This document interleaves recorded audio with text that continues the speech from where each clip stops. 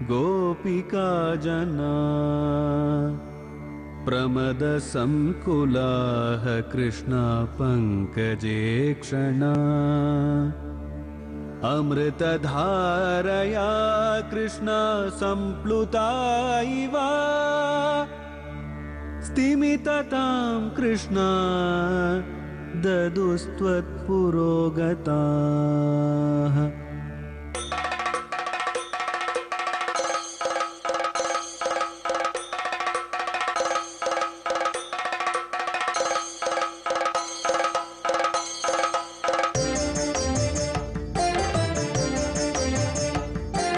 குருவாயூரப்பனாம் கோகுலத்து மன்னனாம் குழந்தையாக கோலம் தரும் மாமாய வண்ணனாம் நாராயணீயமெனும் நல்விருந்தின் நாதனாம் நாமரசத்தேனினிமை கூட்டுகின்ற ஆயனாம் நாராயணா ஸ்ரீமன்னாராயணா ஹரிநாராயணா ஸ்ரீமன்னாராயணா நாராயணா ஸ்ரீமன்னாராயணா நாராயண பட்டதிரி உருகும் பரமனாம் நலம் தரும் நாராயணீயம் அருள் வழங்குமே தினம் நம்மை காக்குமே.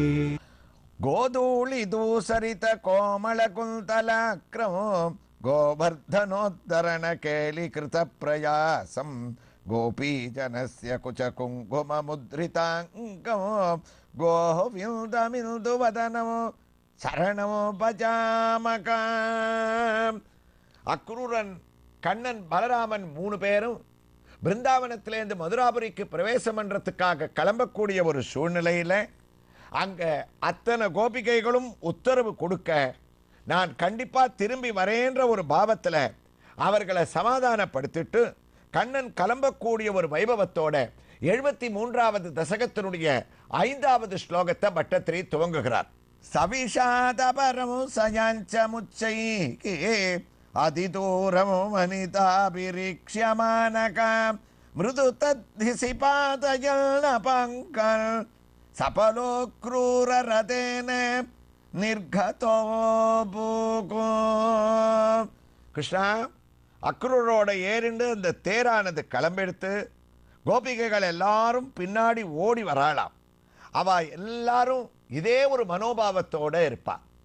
இந்த ஒரு ஸ்லோகத்தில் என்ன விசேஷம்னா, இன்னைக்கும் பாரத தேசத்தில் வடக்கே கண்ணனுடைய அந்த பரிணாமங்கள் பதிந்த பிருந்தாவனம் இருக்கு. நம்முடைய நாராயணியத்திலேயே பிருந்தாவனத்தினுடைய பெருமைகள் எல்லாம் அடிக்கடி நம்ம சொல்லிண்டும் கேட்டுண்டும் இருக்கோம். இந்த ஸ்லோகத்தில் கண்ணன் கிளம்பக்கூடிய இடத்துல என்ன ஒரு பெரிய தத்துவம்னா, இப்போது பிருந்தாவனத்தில் இருக்கக்கூடிய திருக்கோயிலில் இருக்கக்கூடிய கண்ணனுடைய அர்ச்சாவதார விக்கிரகம் இருக்கு, அதை பாங்கே பிகாரின்னு நம்ம கூப்பிடுறோம். அவர்கள் அங்க சொல்லக்கூடிய ஒரு தலைவரலாறு அந்த பாங்கே பிகாரிக்கு. இப்ப இந்த கோபிகைகள் கிளம்பும் போது எல்லாரும் பைதவிக்கிறா, அழறா, பசுமாடுலேருந்து கண்ணுல கண்ணீர் விட்டு அழப்போறது இந்த ஒரு ஸ்லோகத்துல. அந்த சந்தர்ப்பத்தில் இவர்களுடைய தவிப்பை பார்த்து கண்ணன் என்ன பண்ணா, தன்னுடைய ஒரு மாயத்தனத்தால சரி நான் போகல, இங்கே இருக்க, அக்ரூரர் மட்டும் கிளம்பி போகட்டும்னு சொல்லிட்டு உண்மையான சொரூபத்தோட இருக்கக்கூடிய கண்ணன் கம்சவதத்துக்காக அக்ரூரரோட கிளம்பி செல்லவும் தன்னை போலவே இன்னொரு கண்ணனை சிருஷ்டி பண்ணி கோபிகைகளுக்காகவும் அங்க இருக்கக்கூடிய பிருந்தாவனம் தன்னுடைய பிரிவை தாங்க முடியாம தவிக்கிறதேன்னு மற்றொரு கண்ணனை சிருஷ்டி பண்ணி அந்த இடத்துல விட்டுட்டு போனாராம். அப்பத்தான் அவர்கள் நிம்மதியை அடைஞ்சார்கள்னு.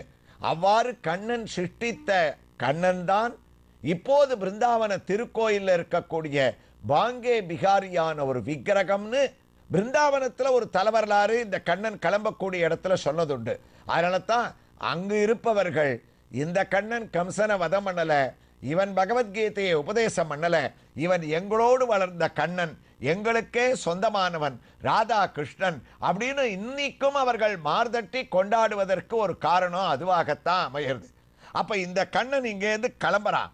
கிளம்புற போது சவிஷாதபரம் சயல்சமுச்சைகி, அதிக தூரம் இவன் போகக்கூடிய வழியையே எல்லாரும் பார்த்துட்டு இருக்காளாம். ரதம் வேகமா போயின்னு இருக்கு. அந்த ரதத்தை விட கோபிகைகளுடைய மனோரதம் கண்ணனை அழிச்சுண்டு போறதுக்காக வந்த போது அக்குரூரருடைய மனோரதமானது வேகமாக ஓடித்து.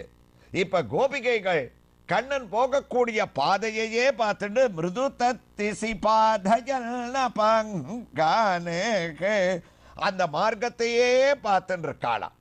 அப்ப அவர்களுடைய நிலைமை எப்படி இருந்தது அப்படின்னா, அங்க இருக்கக்கூடிய பசுமாடு கண்ணுக்குட்டிகள்லாம் கூட ரொம்ப கஷ்டப்பட்டது.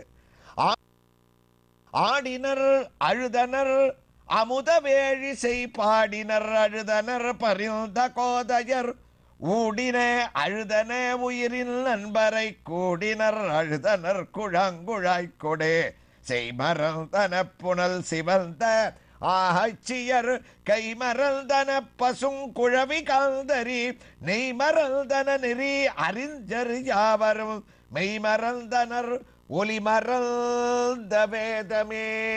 என்ன பாசுரம் இது? ராமாயணத்துல அயோத்தியா காண்டத்துல கம்பர் எழுதின பாசுரம். அந்த பாசுரம் என்ன அழகா நாராயணியத்துல கண்ணன் பிருந்தாவனத்திலேருந்து கிளம்பும் போது அங்க இருந்த ஆய்ச்சியருடைய நிலைமையோட ஒத்து போறதுன்னா, ராமன் வனவாசத்துக்கு கிளம்பும் போது அங்க எல்லாரும் ஆடினர் அழுதனர், ஒரே துக்கத்துல இருந்தா. எல்லாத்த விட அங்க கம்பர் அழகான ஒரு பதப்பிரயோகம் பண்ணார். அந்த அயோத்தியில இருந்த ஆய்ச்சியர்கள்லாம் இருக்காளே, அவர்கள் எல்லாரும் செய்மறந்தன புனல் சிவந்தாச்சியர் கைமறந்தன பசுவும் குழவி காந்தரி. பசுமாடு பால் கறக்கல, குழந்தைக்கு பால் கொடுக்கல, ராமன் போறதையே கஷ்டத்துல பார்த்துருந்தாளாம். அதனால அங்க நெய்யே இல்லாம போயிடுத்தான். ஆய்ச்சியர்கள் வேலை பண்ணலன்னா நெய் எப்படி வரும்? நெய் மறந்தன நெய் அறியறிஞர்யா வரும். நெய் இல்லாததுனால அக்னி பகவானுக்கு ஹோமத்துக்கு புகை இல்லை. படிச்சவாள்லாம் தங்க படிப்பையே மறந்துட்டாள்னாளா. அப்ப அங்க ஆய்ச்சியர்கள் ராமன் கிளம்பும் போதே தங்களுடைய வேலையை மறந்தான்னா, ராமனிடத்துல கோபிகைகள் கண்ணனிடத்துல ஈடுபட்ட மாதிரி அவர்களுக்கு ஈடுபாடு கிடையாது. இருந்தாலும் அவன் கிளம்புறான உடனே ஒரு துக்கம். அப்படின்னா இங்க கேட்கவே வேண்டாமே. மிருது தத்திசி பாதையல்ல பங்கானே.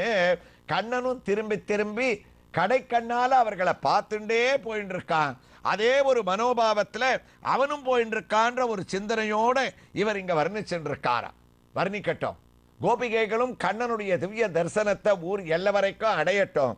அதற்குள்ள நாம் இப்போது தரிசிக்க வேண்டிய திருக்கோயிலுடைய ஒரு திவ்ய தரிசனத்தை நம்ம அடைஞ்சுடலாம்.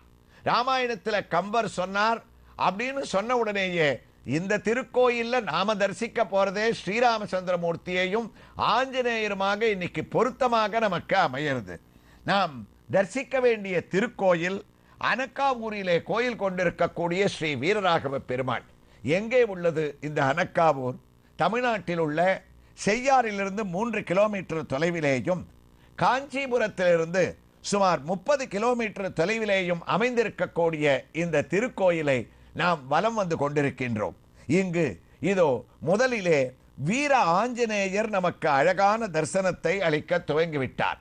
இங்கு பல ஆஞ்சநேயர்கள், அவர்களிலே ஒருவர் வீர ஆஞ்சநேயர் மேற்கு நோக்கி அனுமந்தீஸ்வரரை தான் தரிசித்துக் கொண்டிருக்கக்கூடிய திருக்கோலமாக தலவரலாறானது கூறுகின்றது. பளபளப்பான திருமேனி, வலது கையை உயர்த்தி தனது திருமுகத்தை திருப்பி நமக்கு பயம் நீங்க அபயமளித்து காட்சியளிக்கின்றார். சுந்தர ஆஞ்சநேயா சூரசம்கார தீரா உந்தன்னை புகழ்ந்துரைக்க எங்கள் குறைகள் நீங்குமே என தரிசித்துக் கொள்ளுகின்றோம்.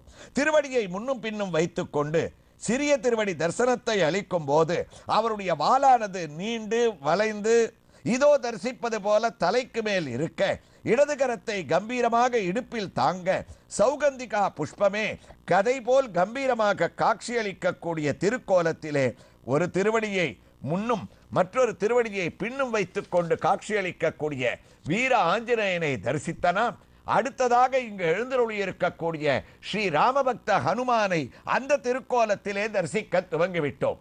ஆம், மூர்த்தி சிறியதாக இருந்தாலும் கீர்த்தி பெரியதாக அமைந்திருக்க ராமபக்தனாக ராமதாசனாக இருகரம் குவித்து நமக்கு ராமசகாயா நமோ நமோ ரட்சித்தருள்வாய் நமோ நமோ என தரிசனத்தை அளித்துக் கொண்டிருக்கின்றார்.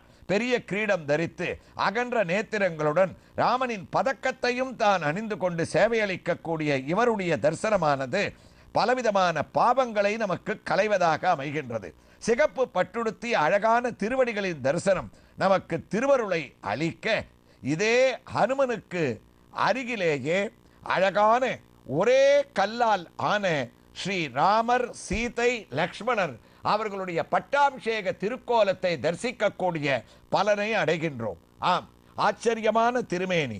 ஸ்ரீராமன் அமர்ந்த திருக்கோலத்திலே ஒரு திருவடியை தொங்கவிட்டு கொண்டு மற்றொரு திருவடியை மடக்கி இருந்தாலும் இரு திருவடிகளும் நாம் சரணமடையக்கூடிய அளவுக்கு தரிசனத்தை அளிக்க அவரது திருமடியையே ஆசனமாக்கி கொண்டு சீதை பிராட்டியானவள் கம்பீரமாக அதிலே பட்டாபிஷேக திருக்கோலத்திலே அமர்ந்து கொண்டு ஒரு திருக்கையிலே தாமரை பூவையும் ஏந்தி கொண்டிருக்க சிறிய கல்லிலே சீதையினுடைய திருவடி தரிசனத்தையும் நாம் பாவங்கள் நீங்க அடைகின்றோம். ஆக ஸ்ரீராமன், சீதை, பட்டாபிஷேக திருக்கோலம், ஒரு புறத்திலே லக்ஷ்மண சுவாமி அழகாக சாமரத்தை வீசிக் கொண்டிருக்க மற்றொரு புறத்திலே பரதாழ்வான் ராமனை விட 1000 மடங்கு உயர்ந்தவனாக கையை குவித்துக் கொண்டு பட்டாபிஷேகத்தை தரிசிக்க, எல்லாவற்றை விட இப்போது நாம் ஹனுமனை வீர ஹனுமனாக தரிசித்தோம், ராமபக்த ஹனுமனாக தரிசித்தோம். மற்றொரு சிறிய ஹனுமான், ஆகா, ராமனுடைய வலது திருவடியை தன்னுடைய திரு கைகளால் தாங்கிக் கொண்டு அரியணை அனுமன் தாங்க என்பதற்கு பதிலாக திருவடியையே அரியணையாக அனுமன் தாங்கிக் கொண்டு இங்கு காட்சியளிக்கக்கூடிய உயர்ந்த சீதை, ராமர், லக்ஷ்மணன், பரதன், ஆஞ்சநேயன் என்று இவர்களுடைய திவ்ய தரிசனத்தோடு நாராயணீயத்திலே 73வது தசகத்தின் 5வது ஸ்லோகத்திலே பட்டத்ரி தொடர்ந்து கொண்டிருக்கக்கூடிய பரிணாமத்தை கேட்க துவங்கிவிட்டோம்.